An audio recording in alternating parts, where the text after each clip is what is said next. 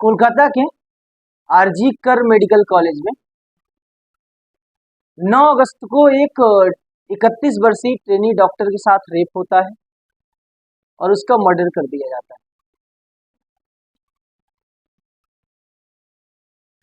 दूसरे दिन अस्पताल प्रशासन और लोकल पुलिस इस चीज को सुसाइड डिक्लेयर करती है, सुसाइड बताती है और उनके परिवार को भी फोन करके बताया जाता है कि आपकी बेटी ने सुसाइड कर लिया। सोचो कितने शर्म की बात है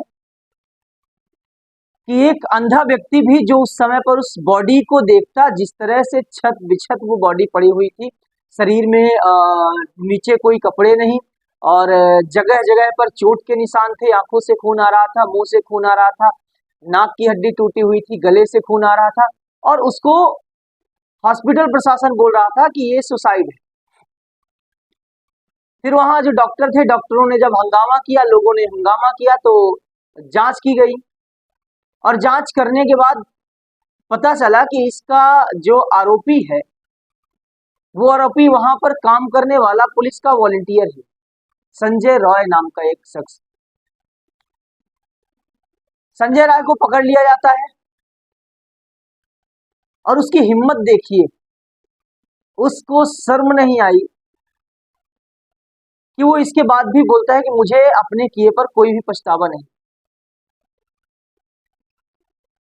अब बात करें अगर वहां प्रशासन की या हॉस्पिटल प्रशासन की अगर बात करें तो जिस तरह से इस केस को उन्होंने सुसाइड बताया, ये बहुत शर्मसार की बात है। आगे 11 तारीख को कुछ उपद्रवियों ने अस्पताल पे हमला किया, तोड़फोड़ की। इसके साथ ही डॉक्टर जो न सिर्फ कोलकाता के डॉक्टर, उस कॉलेज के डॉक्टर, बल्कि पूरे भारत के डॉक्टरों ने जगह जगह पर प्रोटेस्ट चालू किया, जगह जगह पर आंदोलन हुए, प्रदर्शन हुए। लेकिन जो 14 तारीख को घटना घटी, उस घटना ने पूरे समाज को शर्मसार करके रख दिया। लगभग हजारों की संख्या में लोग, जो गुंडे थे, वो भीड़ पर वो प्रदर्शन करने वाले लोगों पर हमला करते हैं, मारपीट करते हैं और सीधे अस्पताल में घुस जाते हैं, वहां तोड़फोड़ करते हैं और उस जगह पर तोड़फोड़ करते हैं जहां ये घटना घटित होती है।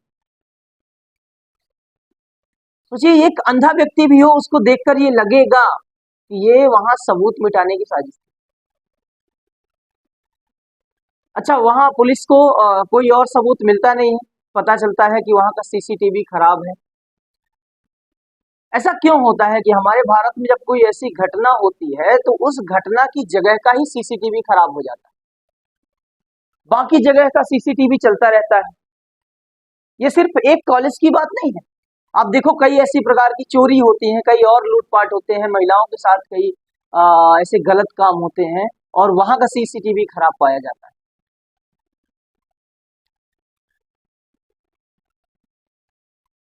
ये बहुत शर्मनाक चीज है हमारे समाज के लिए और समाज के लोगों के लिए।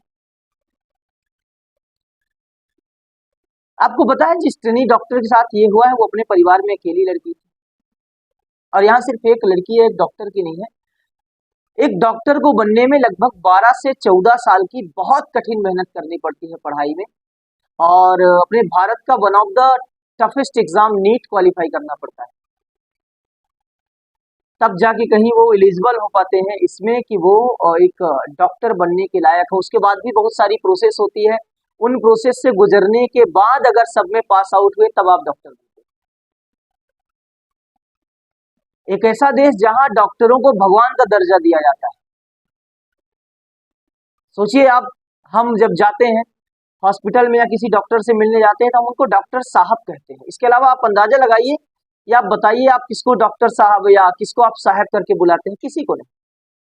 लेकिन आप डॉक्टर को डॉक्टर साहब बोलते हैं क्योंकि हमें उम्मीद रहती है कि कितनी भी मुश्किल हो, कितनी भी तकलीफ हो, ये ठीक कर देंगे। और आज उन्हीं की जान जो है वो सुरक्षित नहीं है। पूरे देश में आज डॉक्टर आंदोलन कर रहे हैं, जो सही भी है, करना भी चाहिए। मैं ये वीडियो नहीं बनाता, लेकिन 9 तारीख से लेकर आज तक, जबकि 20 दिन से ज्यादा बीत चुके हैं, मैं हर एक घटना को देख रहा हूं, हर न्यूज देख रहा हूं, इससे रिलेटेड हर चीज की केस कहां तक पहुंचा, कितने अपराधी पकड़े गए, कुछ नहीं हो रहा है।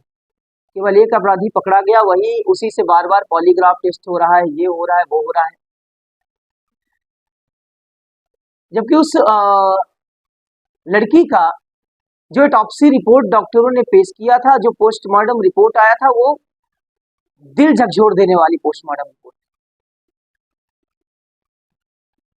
अंदाजा लगाइए कि किस तरह से क्रूरता बच्ची के साथ की गई है कि उसके गर्दन की हड्डी टूटी हुई है, नाक की हड्डी टूटी हुई है, मुंह में चोट के निशान है, मुंह से खून बह रहा है, आंखों में जो चश्मा पहनी थी, चश्मे को कूचा गया है, जिसकी वजह से चश्मे का कांच आंख में घुस गया है और आंख से खून निकल रहा है। सिर को पीछे से बाल से पकड़ के दीवार में टकराया गया है कई बार कि आवाज बाहर न जाए, जिससे नाक की हड्डी टूट गई। हाथों की उंगलियां टूटी हुई है, पैर की उंगलियां टूटी गई है, और दोनों पैरों को तब तक खींचा गया है जब तक ये कूल्हा जो होता है ना, पेल्विस जो होता है, वहां की हड्डी न टूट जाए।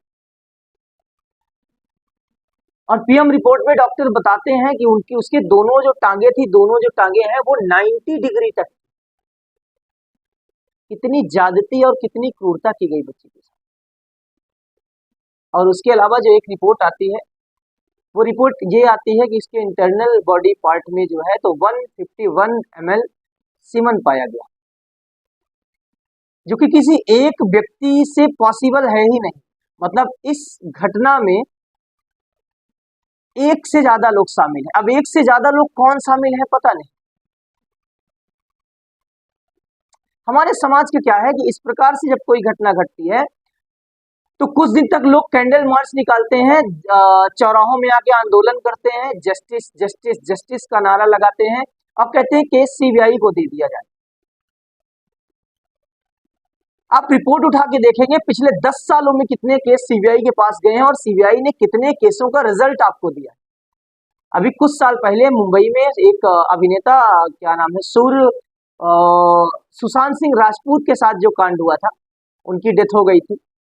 वो भी रिपोर्ट, उसका भी जो जांच था, वो केस सीबीआई के पास गया। आज तक उसका आप बताइए रिजल्ट सीबीआई ने क्या दिया। ऐसे कई केस हैं, सीबीआई के पास जाता है, ऊपरी अदालत के पास जाता है, उसका होता क्या है, कुछ नहीं। तो कौन है इसके जिम्मेदार? जरा सोचिए, कौन है जिम्मेदार? जिम्मेदार हम हैं, जिम्मेदार आप हैं, जिम्मेदार ये सोसाइटी है, ये हिपोक्रेट सोसाइटी जो हर चीजों को अलग अलग नजरिए से देखती है। ये ऐसी सोसाइटी जब आग भी लगती है तो ये देखती है कि मेरे घर में तो आग नहीं लगी है ना, अभी पड़ोस में लगी है, अभी दूसरे मोहल्ले में लगी है, जब मेरे घर में लगेगी तब मैं आग बुझाने जाऊं।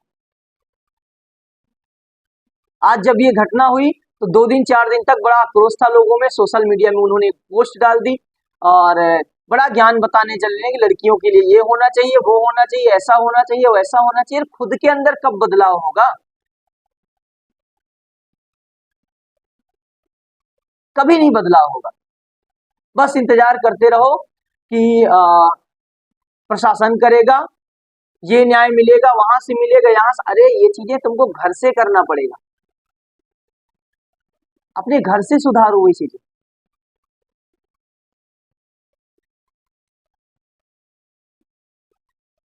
यहाँ कुछ लोग हैं जो अलग अलग प्रकार की बातें करते हैं, बड़ा ज्ञान बांटते फिरते हैं कि कपड़े की वजह से होता है, लड़कियां कपड़ा ऐसा पहनती हैं, लड़कियों का बिहेवियर ये होता है, ज्यादा फ्रेंडशिप होता है। अरे बेवकूफों जैसी बातें करते। जिनके साथ ये घटना हुई है वो डॉक्टर थी, डॉक्टर का पहनावा देखा है तुमने कभी कैसा होता है?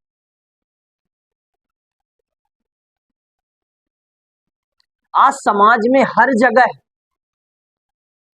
आप किसी लड़की को देखो, कोई लड़की सुरक्षित नहीं है। आज समाज में इस प्रकार से भेड़िए घूम फिर रहे हैं।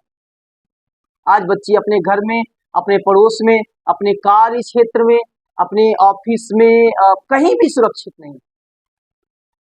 ये मैं सिर्फ एक लड़की की बात नहीं कर रहा हूं ना, केवल एक मैं घटना की बात कर रहा हूं कि इस प्रकार से कई घटनाएं होती हैं, 4 दिन के लिए उठती हैं, चली जाती हैं। 2012 में जब निर्भया कांड दिल्ली में हुआ था तो लोगों ने सोचा था शायद ही इससे बुरा कोई कांड भारत में हो, लेकिन ये कांड देखिए। अभी कुछ साल पहले आप हैदराबाद का कांड देखिए, वहां की पुलिस ने तो बहुत बढ़िया काम किया था कि 6 दिन के अंदर ही न्याय दिलवा दिया था। ऐसे होना चाहिए इन लोगों के साथ।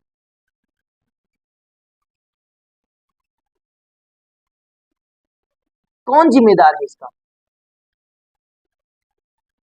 आप अगर अगर आप देखें तो भारत की हर हर एक ऑफिस का यही हाल है। वहां औरतों और लड़कियों को मिलने वाले वर्किंग एटमॉस्फेयर का यही हाल है। उनके जो बॉसेस हैं, उनके जो सीनियर्स हैं, जो अधिकारी हैं, उनके साथ कैसा बिहेवियर रखते हैं, कैसा बिहेव करते हैं, कभी उनसे आप जाके पूछो तो। और ये लड़कियां, ये औरतें इसलिए नहीं बता पाती हैं कि बस कुछ 12-15 हजार 20 हजार की नौकरी के लिए, इसलिए कि जो इनको ये सम्मान मिल रहा है नौकरी की वजह से, समाज में, घर में ये सम्मान न चला जाए। आज सबके साथ हो रहा है। आप एक लड़की जो स्कूल के लिए निकलती है घर से, एक लड़की जो कॉलेज के लिए निकलती है, जो काम के लिए निकलती है, तो कभी आप शाम को बैठिए उसके साथ और पूछिए कि बेटा आपको आज किसने क्या बोला, फिर देखिए कितने लोगों ने क्या कमेंट किए और कैसे किए। और वो सिर्फ इसलिए नहीं बता पाती है कि अगर वो अपने घर में किसी बड़े से ये चीज बताएगी तो घर में ये बोला जाएगा कि कल से तुम्हारा जाना बंद है, तुम्हारी ही गलती होगी, इस तरह से तुम जाओ ही नहीं तो कोई क्या बोलेगा। कितने शर्म की बात है। दूसरों को ज्ञान देना बहुत आसान होता है। ये चीजें खुद से डेवलप करो, अपने घर से डेवलप करो। कभी अपने बच्ची के साथ, अपनी बहन के साथ, घर में जो औरत है उनके साथ बैठ के बात तो करो, पूछो तो। कभी नहीं पूछना है। हर चीज में इनको क्रिटिसाइज कर रहे हो आप। मैं एक डाटा आपको बताता हूं। अभी अभी नोएडा में, ये जो मैंने आपको बताया ना लड़कियों के साथ कितना बुरा हो रहा है, नोएडा में एक लड़की, एक हॉस्टल की, कॉलेज की लड़की है, वो सुसाइड कर लेती है। और सुसाइड नोट में वो लिखती है सुसाइड का रीजन कि कॉलेज के लड़के, यहाँ के लोग जो है उसकी बॉडी शेमिंग करते थे, बुली करते थे उसकी बॉडी को लेकर। और हम बताएंगे कि हम अपनी सोसाइटी को बहुत आगे तक ले गए, हम 77th इंडिपेंडेंस डे मना चुके हैं। क्या मना चुके हो भाई? आज दीवालों में लिख देने से बेटी बचाओ, बेटी पढ़ाओ, बेटा बेटी बराबर अधिकार, आप बराबर अधिकार नहीं दे रहे हो। 2 अक्षर पढ़ा रहे हो तो आप बराबर अधिकार दे रहे हो।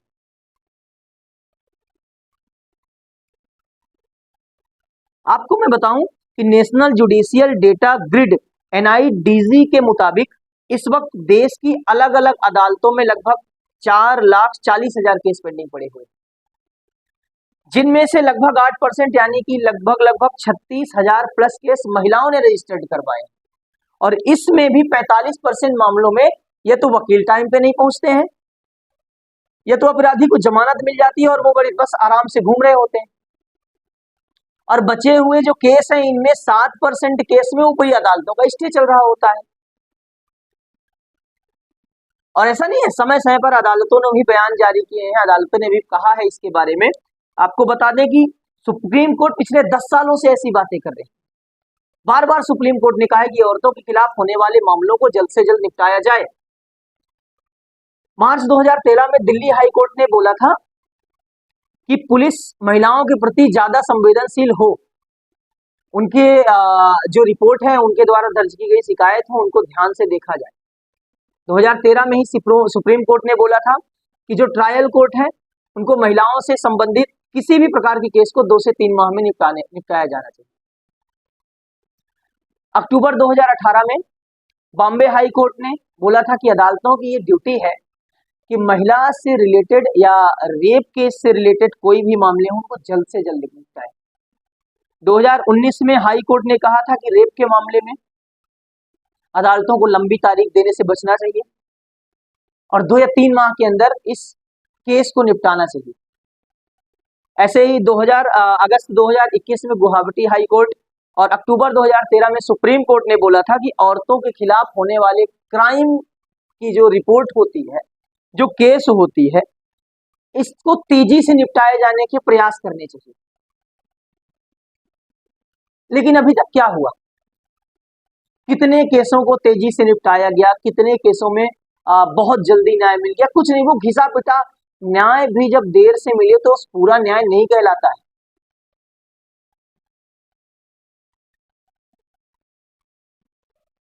वे चीज रुकेगी कहां से? ये बदलाव हमको और आपको करना पड़ेगा। अपने घर से करना पड़ेगा। आज वो समय आ गया है कि अगर आपके घर में कोई लड़का 8 बजे के बाद आ रहा है तो आपको प्रश्न करना चाहिए कि तुम कहाँ थे अभी तक। आज आपको लड़कों का फोन चेक करना चाहिए, लड़कियों का फोन तो चेक करते हो, उनसे तो 100 सवाल करते हो, कहाँ थी, किसके साथ गई थी, कौन सहेली थी, क्या काम है, कभी लड़के से पूछे हो?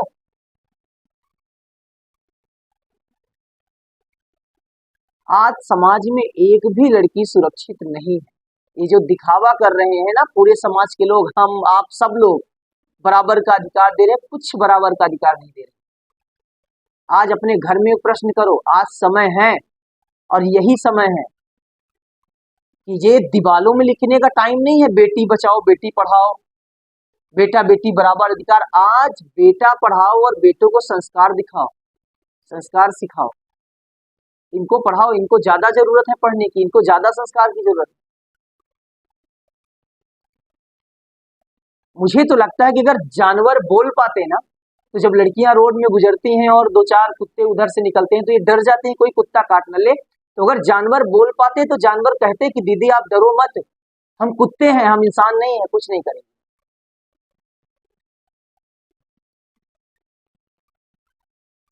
बड़े शर्म की बात है। और कुछ अंधे लोग ज्ञान देने से भी नहीं चूकते हैं कि पहनावे की वजह से होता है, इसकी वजह से होता है, उसकी वजह से होता है, लड़की है, लड़की को संस्कार दो, लड़की को थोड़ा कंट्रोल रखो, बहुत अच्छी बात है, पर जितना लड़की को संस्कार दो उससे 100 गुना ज्यादा लड़के को संस्कार दो।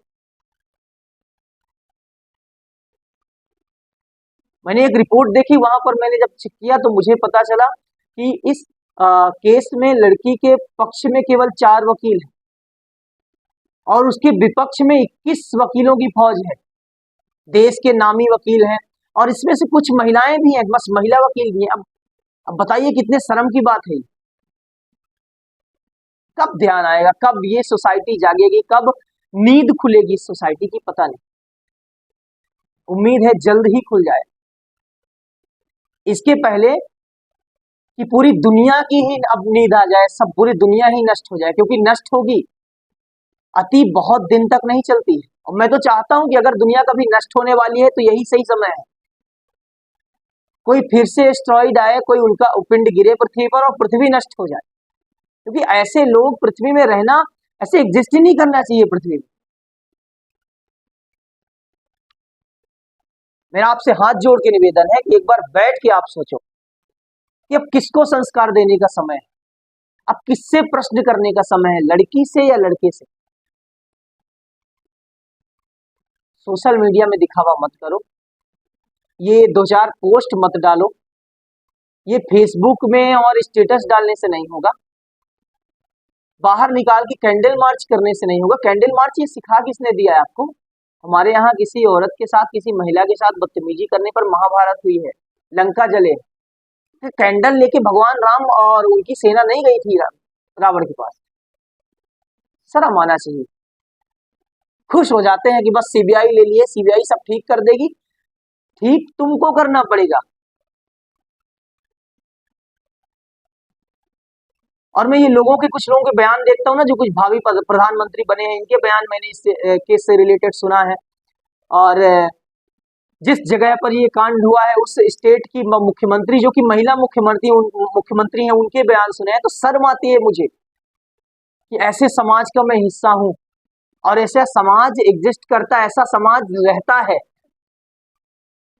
जहां लोग अपने स्वार्थ के लिए कुछ भी बोल रहे हैं। आज ये जो कांड हुआ है, आप आंख बंद करके इसको केवल एक 31 वर्षीय आप ट्रेनिंग नर्स के ऊपर मत लो, आप आंख बंद करके इसको सोचो ना कि ये घटना अगर आपके घर में किसी लड़की के साथ हुई होती, आपके साथ हुई होती, तो क्या होता। आप आंख बंद करो, अगर उसके बाद भी अगर आपकी अंतरात्मा ना आपको कोसे तो मेरी वीडियो को गलत बोल दो आप। आज समय है, मैं हाथ जोड़ के बार बार बोलता हूं आपसे, अब समय है, अब सुधर जाओ, अब सुधरने की कोशिश करो, अन्यथा बहुत देर हो जाएगी और कुछ नहीं बचेगा।